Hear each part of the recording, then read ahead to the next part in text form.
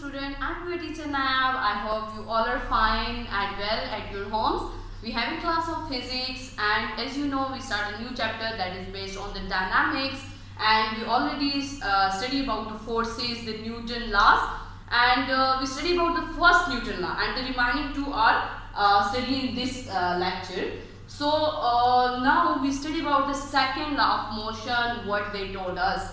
So the second law of motion told us that the net force F on a body is equal to the product of the body mass and its accelerated. It means that F, the acceleration is, it means that this is the two possibilities, that is the acceleration is directly proportional to the F. It means that A is directly proportional to F and is inversely proportional to mass.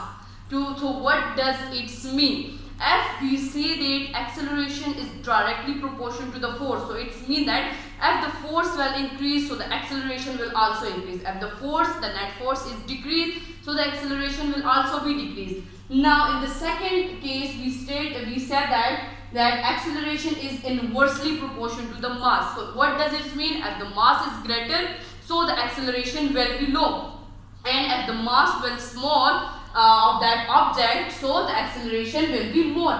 Now we combining these equations, so we get that acceleration is directly proportional to what? F by m. It means that mass by force by mass. Or we already write that that A is equal to K F by m. So what does it mean? Why we use K? When we go from the proportionality to the equality, so therefore we use a constant, that is K. K is used for the proportionality constant and K is equal to 1. So what will be happen if we put the value of the K? So A is equal to 1 multiply F by m, or we already write 1 is multiplied with F, so they give us F. So A is equal to F force by mass. Therefore we say that now mass will be multiplied on both sides and they will cut each other, and what will they give us? F is equal to ma, in mass and acceleration. Now second law of Newton say that acceleration, that is denoted by A, will be greatest. When they will greatest? When the force is larger.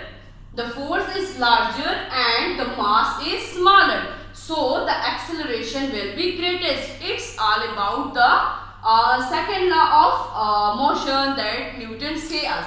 Now we turn toward the third law of motion, that is what they say us. When an object exerts a force on the second object, the second object exerts a force on the same magnitude and opposite direction on the first object.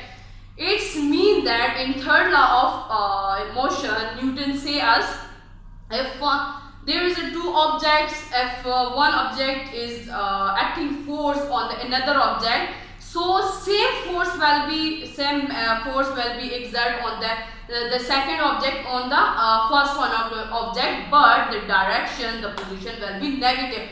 So we say that first object, that is denoted by A, and the second object, that is denoted by A. So what will be happen?